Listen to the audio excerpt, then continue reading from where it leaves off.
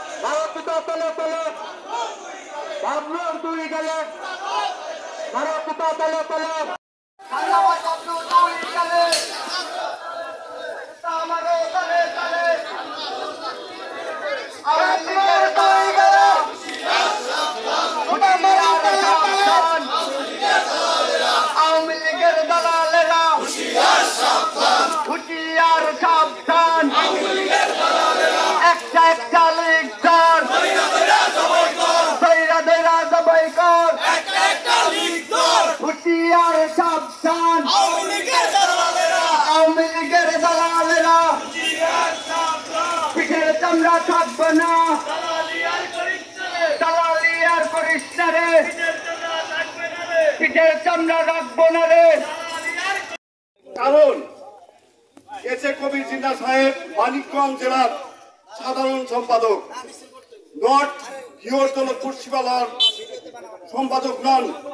ওনার বিরুদ্ধে যে বক্তব্য দেওয়া হয়েছে, আমি গিয়ে থানার পক্ষ থেকে, সাধারণ মানুষের পক্ষ থেকে তীব্র নিন্দা এবং প্রতিবাদ জানাচ্ছি। আজকে যে সমস্ত কর্মীরা বা নেতারা উস্কানিমূলক বক্তব্য দেন, তাদের দিকে একটু আপনাদের নিজের দিকে তাকিয়ে দেখেন আপনারা কারা, আর যারা বক্তব্য দিচ্ছেন তার সম্বন্ধে আপনাদের জানা উচিত। উনি হাঁটি হাঁটি পাপা করে আজকে মানিকগঞ্জ জেলার সদস্য সচিব, আহ্বায়ক কমিটি, আমাদের মানিকগঞ্জ জেলার সাধারণ সম্পাদক সাবেক এবং এখন বর্তমান আহ্বায়ক কমিটির সম্মানিত সদস্য এবং কেন্দ্রীয় কমিটির সম্মানিত সদস্য। উনি 2018 সালে ঘিওর দৌলতপুরের শিবালয়ে তারেক জিয়া মনোনীত এমপি প্রার্থী ছিলেন। তার সম্বন্ধে বক্তব্য দেওয়ার সময় আপনাদের ভাবে চিন্তা বক্তব্য দেওয়া উচিত ছিল। আমরা জনগণের পক্ষ থেকে এই তীব্র নিন্দা এবং প্রতিবাদ জানাচ্ছি। আমরা এই দেশেরই মানুষ, আপনারা এদেশেরই মানুষ, আপনাদের সম্বন্ধে আমরা সমস্ত কিছু জানি।